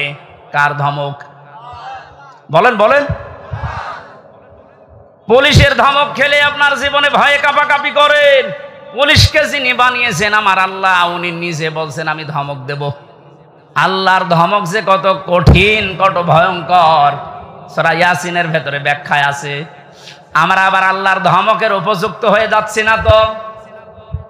আমাদের জীবন এখনই থামানো লাগবে। এমন এমন কোনো কাজে আঞ্জাম দেওয়া যাবে না যে আমরা আবার আল্লাহর মামলার আসামি হয়ে যাচ্ছি, আল্লাহর ধমকের উপযুক্ত হয়ে যাচ্ছি। আল্লাহ যেন এরকম ধমক সূচক কিছু আমাদেরকে না বলেন, এই রকম জীবন গঠন করা দরকার। বলেন আমিন।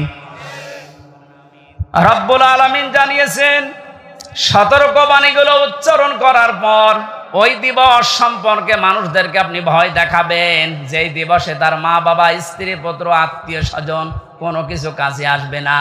আর ওই দিবস সম্পর্কে কোনো সন্দেহ, সংশয় এর অবকাশও নেই। সে দিবসের নাম কিয়ামত। কোন দিবস? এই কিয়ামতে জবাব দিতে হবে। এই টেন্ডেন্সি যতদিনে জাতির ভেতরে পয়দা না হবে, পুলিশ বলেন, র্যাব বলেন, আরবি বলেন, কোন বাহিনী দিয়ে অপরাধ মুক্ত করা সম্ভব না। মক্কার ওই মানুষগুলো, ওদেরকে পরিবর্তন করার জন্য নবীজি এটা অ্যাপ্লাই করেছিলেন। যারা চুরি করত, ডাকাতি করত, নারীর ইজ্জতের জম ছিল, ওই মানুষগুলোকে যখন বোঝাতে পেরেছিলেন আর একটা কিন্তু জগৎ আছে, দাঁড়াতে হবে। হযরত ওমরের মতো এরকম ভয়ঙ্কর মানুষ, এই মানুষটার জীবন এত পরিবর্তন হয়ে গেছে, 24 ঘন্টায় তিনি আতঙ্কে থাকতেন, আল্লাহ আমি তোমার সামনে দাঁড়াতে পারবো তো? রাষ্ট্রের সর্বোচ্চ দায়িত্বে ছিলেন হযরত আবু বকর। আজ এই যে 1600 মানুষ, 28 জন মানুষ দায়িত্বে ছিল। আমি হাদিসটার সাথে মাঝে মাঝে মিলাতাম। আল্লাহ, ওনার সন্তান আব্দুল্লাহ একদিন পায়েস খেতে চেয়েছিল। স্ত্রী ডাক দিয়ে বলছে, স্বামী আপনি তো দেশের দায়িত্বে আছেন, যে টাকা পয়সা নিয়ে আসেন এর দ্বারা আজকে পায়েস তৈরি করা সম্ভব না। আপনি এক কাজ করেন, বাইতুল মালে যিনি আছেন অর্থমন্ত্রীর দায়িত্বে, তারে বলেন আগামী মাসের বেতনটা যেন আমাদেরকে দিয়ে দেয়। উনি বললেন ঠিক আছে দেখি। অর্থমন্ত্রীর কাছে বাইতুল মালে যিনি খাজানচিতে আছে বললেন আগামী মাসের যে বেতন পায়, মনে করেন 1200 দিরহাম, আমার আপনি দিয়ে দেন, আগামী মাসে আমার দেওয়া লাগবে না। অর্থমন্ত্রী ওই রকম ছিলেন, ডাক দিয়ে বলে প্রধানমন্ত্রী আপনি যে আগামী 1 মাস বাঁচবেন এইটা একটা লিখিত দেন। আমাদের দেশে যারা দায়িত্ব ছিল, এটা কি যিনি দায়িত্ব ছিল প্রধান, তাকে বলার ক্ষমতা ছিল? এইরকম বলার ক্ষমতা যখন তৈরি হবে তখন সবাই আমরা এক হয়ে যাব। ওই রকম একটা দেশ চাই যে সবাই থাকবে জবাবদিহির ভেতরে। মানে যাই বলেছে অর্থমন্ত্রী যে আপনি 1 মাসের বেতন নিতে চান অগ্রিম, লিখে দেন যে আপনি 1 মাস বাঁচবেন, তারপরে বেতন দেব। মানে বলছে ঠিক আছে, বেতন লাগবে না। স্ত্রীর কাছে গিয়ে বলছে, স্ত্রী হবে না, আমার এই শর্ত দিয়েছে, কিন্তু আমার তো কোনো গ্যারান্টি নেই। স্ত্রী আর কথা জবাব দিতে পারে নাই। 15 দিন পর পায়েস রান্না করে দুপুর বেলা দিয়েছে, মানে খাওয়া বন্ধ করে দিলেন। ডাক দিয়ে বলেন, স্ত্রী দাঁড়াও, আমি তো আগাম বেতন নিয়ে আসি নাই, যা প্রতি মাসে মাসে দেয় ওইটাই দিয়েছি, কোথায় পেলে? স্ত্রী উম্মে রোমানা ডাক দিয়ে বলে, স্বামী আমার, আপনাকে আমি বলেছিলাম আপনি পারেন নাই, কিন্তু আপনার উপর আমার কোনো রাগ নেই। যেই টাকা আপনি আমাকে হাত খরচের জন্য দেন প্রতি মাসে মাসে, ওখান থেকে আমি 1 মুঠা করে চাল, আটা যাই বলেন তুলে রাখতাম। 15 দিনে প্রায় 2 কেজি হয়ে গেছে। এটা আমি পাশের বাড়িতে বিক্রি করে এই পায়েস রান্না করেছি। হযরতে আবু বকর সিদ্দিক সন্তান আব্দুল্লাহ খাবার খাচ্ছিলেন। আব্দুল্লাহকে ডাক দিয়ে বললেন, তাড়াতাড়ি খেয়ে শেষ করো। ছেলেটার হাত ধরে নিয়ে গেলেন বাইতুল মালে।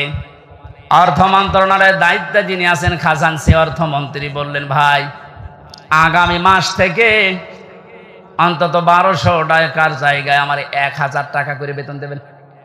কারণ আমি যা দেখলাম 1000 টাকা হলো আমার সংসার চলে যাচ্ছে, ওই 200 টাকা থাকলে আমার জনগণের কাজ হবে। কি টেন্ডেন্সি তৈরি করেছিলেন তারা, বলেন তো? তারাও তো আমার মতোই মানুষ ছিল, আমরা পারি না কেন?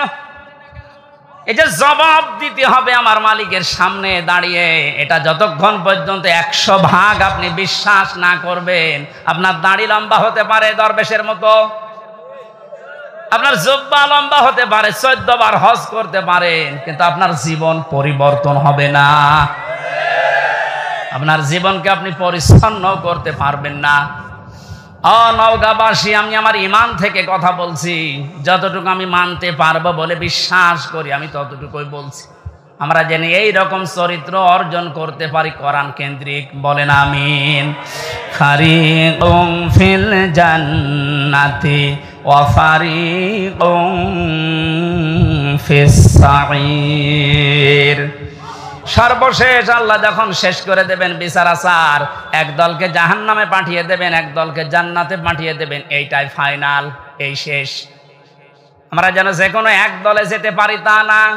এই যে ফারিকুম ফিল জান্নাহ, আল্লাহর বানানো যে বাগান জান্নাত, এইটাই আমার জীবনের আসল টার্গেট বানানো দরকার। এখানে না যাওয়া পর্যন্ত আমার কোনো বিশ্রাম নেই, কারণ আসল জীবনের সফলতা কিন্তু এই বাগানটা। ফামান যুহজিহা আনিন নার ওয়া উদখিলাল জান্নাতা ফাকাদ ফাজ।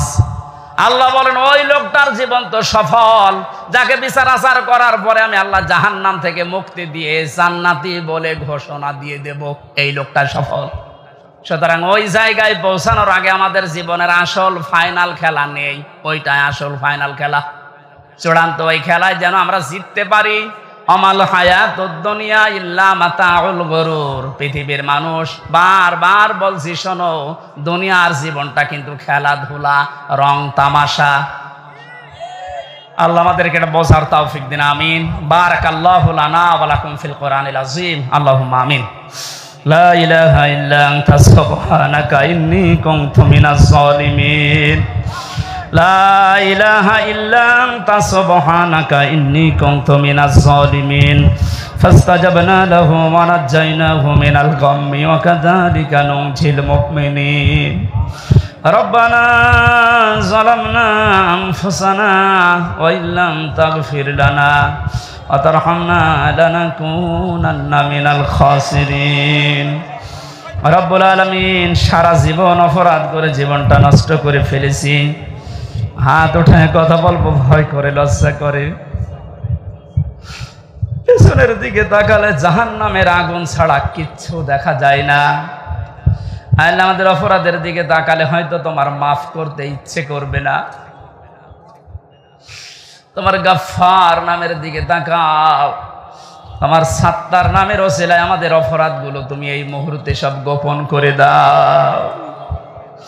বড় ভয় লাগে কিয়ামতের এই কঠিন ময়দানে কোটি কোটি কোটি মানুষের সামনে আমাদেরকে দাঁড় করিয়ে আবার অপমান করবা না তো?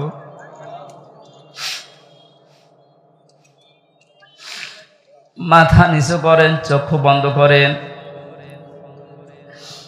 আল্লাহ আদালতে দাঁড়িয়ে 25-30 জন মানুষের সামনে লজ্জাবোধ করতো নিজেকে, তারপরও অপরাধ না করার কারণে, অপরাধ না করেও দুনিয়ার মানুষের আদালতে মাত্র 25-30-40 জন মানুষের সামনে নিজেকে বড় অসহায়, ঘৃণিত, লজ্জিত মনে হতো। কিয়ামত 100% আমরা বিশ্বাস করি দাঁড়াতে হবে তোমার সামনে, কোটি কোটি মানুষের সামনে। আল্লাহ আমাদের অপরাধের ফেরেশতি তুলে ধরে দেন, অপমান করো না। তোমার ওই সাত্তার নামের খাতিরে আল্লাহ সবার অপরাধগুলো তুমি গোপন করে দাও। এ মাহফিলের আয়োজন করতে গিয়ে যারা শ্রম দিয়েছে এদের শ্রমগুলো কোরআনের ইজ্জতে মঞ্জুর করো। আল্লাহ তাআলা মা বোনদেরকে মঞ্জুর করো, তাদের রোগ শোক থেকে বাঁচাও। আল্লাহ তাআলা কিছু দুষ্ট মানুষের জন্য আজ প্রশাসনের, বিশেষ করে পুলিশ ভাইদের ওপরে অনেক মানুষের রাগ এখনো যায়নি, যে দুষ্ট মানুষগুলোর কারণে এই মানুষগুলোর ওপরে এখনো মানুষের ধারণা খারাপ হয়ে আছে। আল্লাহ দুষ্ট মানুষদেরকে তুমি শাস্তিতে নিয়ে যাও। বাংলার প্রশাসন যারা আল্লাহ স্বাভাবিক অবস্থায় আবার ফিরিয়ে দাও। নিজেদের মা বাবা, আত্মীয় স্বজন, স্ত্রী পুত্র ছেড়ে দিয়ে যারা বাংলার বিভিন্ন প্রান্তে দেশ এবং দশের দায়িত্ব পালন করে, এদের পুরা দায়িত্বটা তুমি ইবাদত হিসাবে কবুল করে নাও। আমাদের সবার শরীরকে তুমি সুস্থ রাখো, নিরাপদে রাখো। যত রকমের ষড়যন্ত্র সব তুমি নস্যাৎ করে দাও। আগামীর এই বাংলাদেশে তোমার আইন দিয়ে চলছে, এটি দেখার পরে মরণ তুমি আমাদেরকে দিও আল্লাহ। বারাকাল্লাহু লানা ওয়া লাকুম ফিল কুরআনিল আযীম। আলহামদুলিল্লাহি রাব্বিল আলামিন।